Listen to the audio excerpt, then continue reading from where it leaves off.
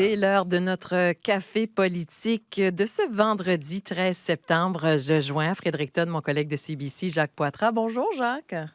Bonjour. Vous n'êtes pas superstitieux, vous, vendredi 13, pas de problème, hein? Plus superstitieux pour jeudi prochain. Ah oui, le déclenchement officiel de l'élection. Et à Caraquet, c'est l'éditorialiste de l'Acadie Nouvelle, François Gravel, conjoint. Bonjour, François. Bonjour Martine, je propose qu'on ne perde pas de temps. Plongeons sans attendre au cœur du grand enjeu politique de l'heure. Le gouvernement du Nouveau-Brunswick doit-il mieux protéger nos chiens et nos chats au cas où quelqu'un voudrait les manger? Les gens ont le droit de savoir, Martine. C'est vrai. Nous aurions pu revenir sur le débat américain si on avait eu une petite semaine d'actualité provinciale, étant donné qu'on est quand même un café politique qui peut être au sens large. Mais on en a pas mal, justement, à notre menu du café cette semaine. On va commencer avec un petit discours qu'a donné le premier ministre Higgs. Vous savez, messieurs, que les chefs des partis étaient dans la région de Moncton mercredi soir, sont présentés devant des groupes d'intérêt, puis après, à la grande assemblée publique, à l'invitation de la ville de Moncton et devant des gens d'affaires, devant la Chambre de commerce. Lorsqu'on parlait de sécurité au centre-ville, des enjeux sociaux, le premier ministre a dit « On nous a informés par voie de conférence téléphonique qu'on allait nous envoyer du côté du gouvernement Trudeau 4 600 demandeurs d'asile sans soutien financier. » Rapidement, le ministre fédéral a voulu mettre les choses au clair. Qu'avez-vous pensé de tout ça, Jacques Poitras? C'est intéressant, c'était une surprise. Le premier ministre n'a pas donné un échéancier pour quand ce monde-là arriverait, selon sa version de les discussions avec le fédéral. On peut comprendre pourquoi c'est peut-être une question un peu sensible, en particulier à Moncton, où on voit que les services, le logement est déjà très stressé par la croissance de la population. Le ministre Mark Miller a qualifié les affirmations de Blaine Higgs comme largement fictifs, mais il n'a pas dit complètement fictifs. Et le ministre fédéral a demandé, il dit qu'il ne savait pas d'où venait ce chiffre-là. Hier, Blaine Higgs a produit un document fédéral, un tableau qui montre que si Nouveau-Brunswick accueillerait sa proportion des immigrants qui cherchent l'asile, ça serait envers 4 600. Mais il faut être réaliste aussi que ça dépend sur si ces gens-là voudraient venir au Nouveau-Brunswick. Est-ce qu'ils choisiraient le Nouveau-Brunswick? On a entendu aussi que le ministre Miller a dit qu'il a suggéré que Ottawa pourrait réduire le nombre de candidats immigrants choisis par la province comme des entrepreneurs ou des travailleurs si le Nouveau-Brunswick acceptait pas un certain nombre de gens qui cherchent l'asile. Alors, je pense qu'il y a un peu de vérité dans ce que Blaine Higgs dit, mais c'est pas du tout décidé et on rentre un peu dans une brume politique juste avant les élections. Oui, et c'est peut-être pas anodin que ça arrive à ce moment-ci. François Gravel. Ben oui, l'immigration qui deviendrait un enjeu politique électoral, c'est pas quelque chose qu'on avait prévu. Je ne sais pas si ça va être le cas. Oui, donc, c'est ça, Ottawa qui aurait annoncé, selon Blaine Higgs, son intention de renvoyer 4 600 demandeurs d'asile au Nouveau-Brunswick, mais les versions sont très, très différentes. Donc, c'est ça, selon Blaine Higgs, selon ce qu'il nous a expliqué, le Nouveau-Brunswick n'aurait pas le choix de les accepter, il n'obtiendrait pas de ressources supplémentaires pour les héberger. Et M. Higgs a même remis en doute leur statut à ces gens-là. Là. Il affirme qu'ils se sont présentés, qu'ils sont ici au Canada sans preuve, qu'ils ont vraiment bien suivi le processus pour déterminer qu'ils sont de véritables demandeurs d'asile. Le fédéral a nié pas mal toutes ces affirmations-là. En disant que les immigrants vont être transférés, oui, au Nouveau-Brunswick, aussi dans d'autres provinces, mais seulement si elles le veulent bien. Et avec une aide du fédéral aussi. Et surtout que tous les demandeurs d'asile en question ont bien vu leur demande être approuvée, être étudiée par le tribunal indépendant de la Commission de l'immigration et du statut de réfugié du Canada. Alors, est-ce que M. Higgs a mal compris certaines interprétations du gouvernement? Est-ce que c'est le fédéral qui ne dit pas tout?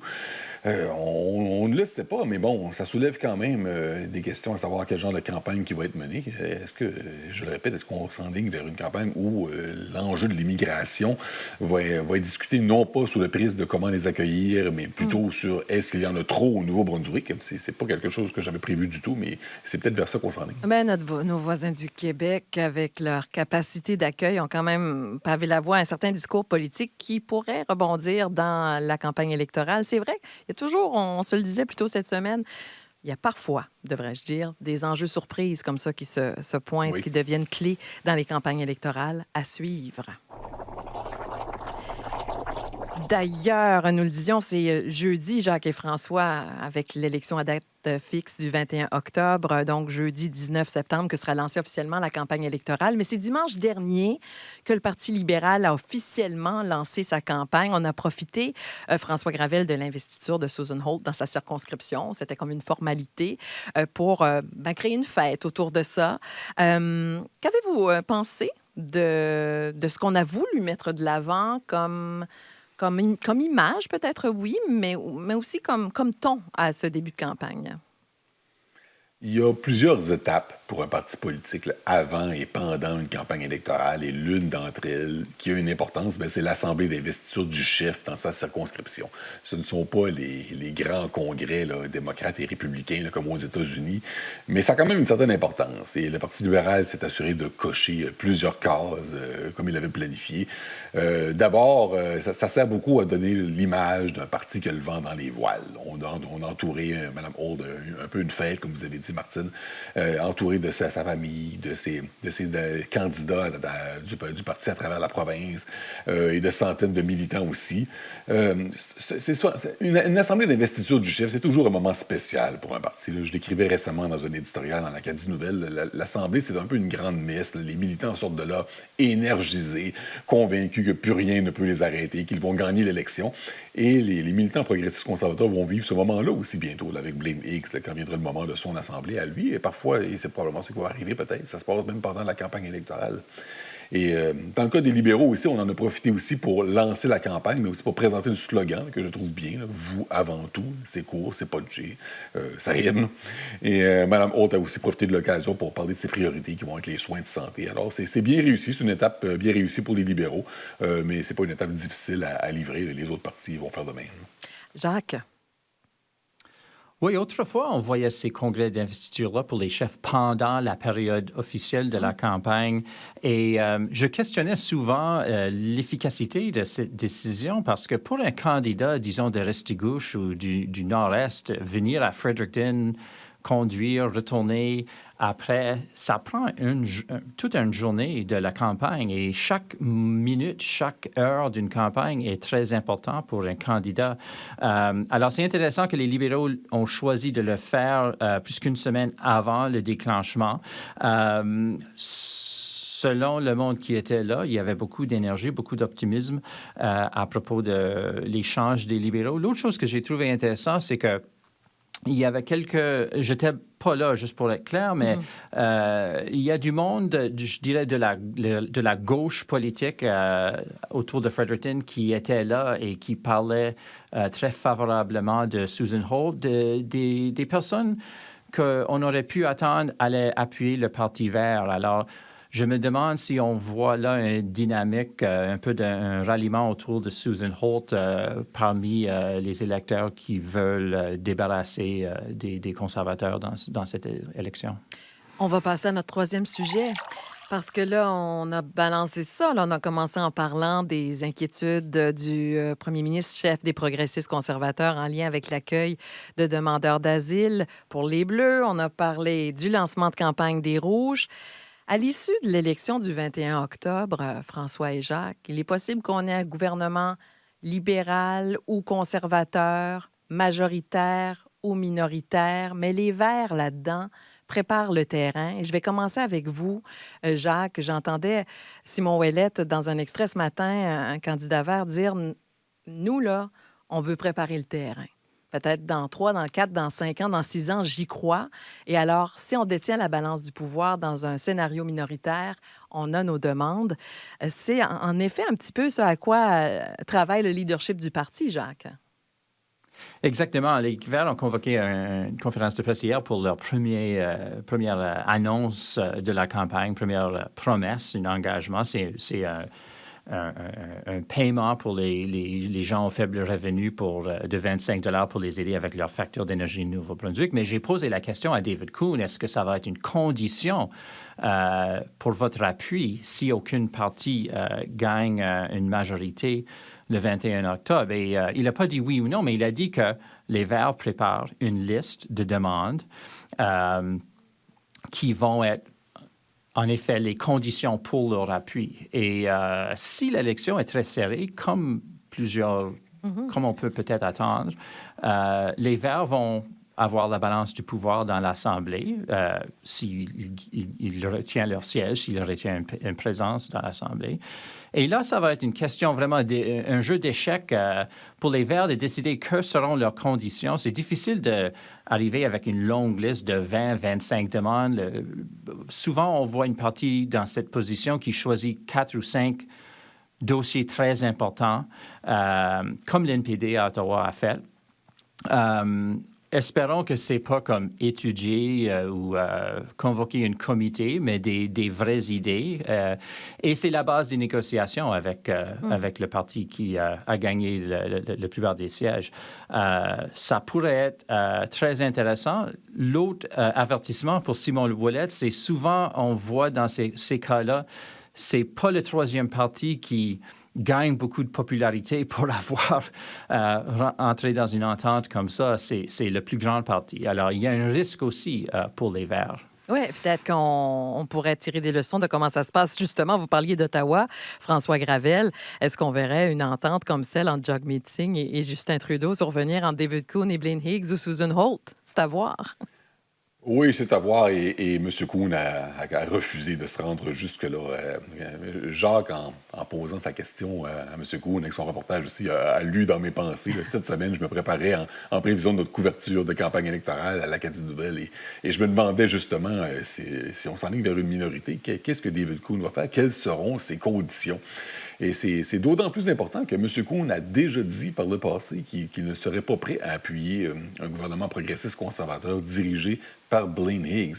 Et M. Higgs de répondre que, dans le fond, ce que M. Kuhn dit, c'est qu'il est seulement prêt à appuyer les libéraux parce que lui, il est chef du Parti progressiste conservateur et il ne s'en va nulle part. M. Kuhn, malheureusement, n'a pas voulu partager sa liste de conditions sur laquelle il travaille. C'est un peu décevant de notre point de vue de journaliste, bien sûr, mais pour lui, par contre, c'est de bonne guerre. Le travail de M. Kuhn, présentement, c'est de faire élire un maximum de candidats verts, pas de dire « voici ce que nous sommes prêts à faire pour permettre à Blaine Higgs ou à Susan Holt de gouverner. » Tout ça est hypothétique aussi. Les gouvernements minoritaires, c'est de plus en plus fréquent au Canada. Au Nouveau-Brunswick, beaucoup moins, quoiqu'on en a eu un en 2018. Si en fin de campagne, on se retrouve par contre avec les libéraux et les progressistes conservateurs qui sont au coude à coude, là, par contre, M. Kuhn n'aura peut-être pas le choix d'ouvrir son jeu un peu plus. C'est pas mal intéressant. Je le rappelle, Jacques-François, à notre prochain Café politique, on sera officiellement en campagne électorale. Alors, c'est sûr que quand on présente un segment comme le Café politique, je dois dire qu'on a un peu, beaucoup, très hâte. Bon, on s'est gardé pas mal de temps pour nos cafés. Allons-y. Je rappelle qu'on décerne des cafés aux acteurs de l'actualité, aux événements de l'actualité qui n'ont pas fait l'objet d'un segment officiel du café, mais qui méritent néanmoins qu'on en parle, qu'on y revienne, puis on ajoute notre petite touche particulière de barista politique avec différents types de café. Ça ressemble à quoi pour vous, votre service de café, Jacques Poitras, cette semaine? J'ai un café sucré pour Jean-Pierre Ouellet, le maire de Haut-Madawaska, ancien ministre PC. J'ai fait un petit sondage cette semaine des militants du parti PC qui voulaient enlever Blaine Higgs comme chef l'année passée et qui doivent maintenant décider qu'est-ce qu'ils vont faire pendant cette campagne électorale quand leur parti est encore dirigé par un chef qu'ils n'appuient pas. Et M. Ouellet a eu la réponse la plus intéressante. Il dit qu'il faut rester impliqué avec le parti parce qu'éventuellement, Blaine Higgs ne va plus être chef. Et il faut établir une fondation dans le caucus pour une course pour la chefferie et un débat sur la direction du parti PC après Blaine Higgs. Très intéressant et il reste à voir qu'est-ce qui va se passer. Même s'il gagne ou non, cette course pour la chefferie pourrait arriver dans 1 ou 2 ans.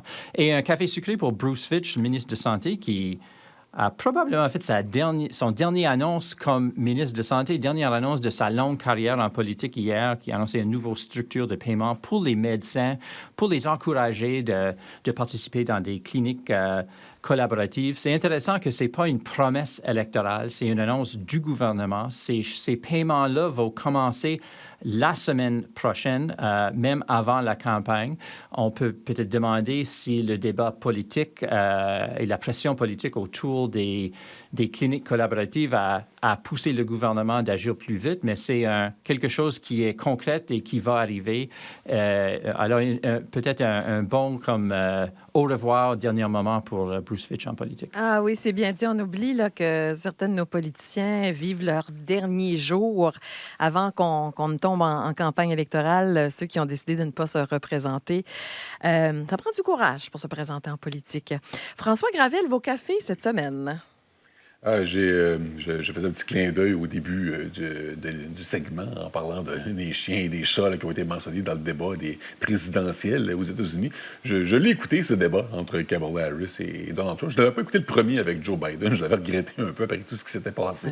J'ai écouté celui-là et le café sucré, c'est bien sûr à Mme Harris, mais surtout aux membres de son équipe là, qui ont mis en place la stratégie qui a été utilisée contre M. Trump. J'étais fasciné pendant que je l'écoutais en direct de voir comment Mme Harris ponctuait toutes ses interventions, toujours avec un commentaire choisi là, pour faire mal à l'ego de M. Trump, là, la taille de ses foules dans les rallyes, le projet 2025, sa réputation internationale, ses alliés. Après 2 ou 3 fois, j'ai réalisé, elle a fait exprès, là, clairement. Là, et M. Trump mordait à l'hameçon à chaque fois, si bien qu'il a parlé beaucoup plus longtemps que Mme Harris pendant le débat, mais c'est pourtant elle, Mme Harris, qui a été le plus souvent à l'attaque. Alors, la stratégie, ça compte et on verra bien si nos candidats, nos chefs politiques au Nouveau-Brunswick auront des stratégies inédites. Eux aussi se contenteront de répéter des lignes pré-mâchées. Et aussi, café amer, donc aux citoyens de Beau-Soleil, là, qui comprennent notamment Cocagne et Grande-Digue, et qui sont divisés dans ce qui s'est transformé là-bas en une sorte de crise municipale. Plusieurs enjeux qui sont tous entremêlés ici. Le chef pompier a été congédié. Il a dit que c'était en raison d'un conflit de personnalité avec le directeur général, Mathieu Gérald Casey. Alors, M. Casey a mené aussi parallèlement à tout ça le dossier de l'affichage bilingue à Beau-Soleil. C'est un arrêté municipal qui n'interdit pas l'utilisation de l'anglais, mais qui exige des commerçants qu'ils utilisent aussi le français et que le français soit prédominant, donc en haut ou à gauche de la partie anglaise de la fiche, un peu comme ça se fait à Dieppe. Là. Et ça a donné cette situation assez particulière, je vous dirais, où des Acadiens francophones qui se disent fiers de leur langue, qui ont fêté la fête nationale des Acadiens tout récemment, mais qui ont protesté contre la mesure en disant de ne pas chercher la chicane avec les anglophones et qui ont évoqué aussi le manque de consultation de la part de la municipalité. Alors, à travers tout ça, le maire Jean Hébert, lui, vient de remettre sa démission là, dans la tempête. Alors, ça ne va pas bien à Beau-Soleil ces jours-ci. Et messieurs, on se retrouve en campagne électorale. Merci d'avoir été là. On suit vos reportages. Jacques Poitras à CBC et on lit vos éditoriaux dans l'Acadie Nouvelle, François Gravel. Merci à vous deux. Merci, à la prochaine. Au revoir.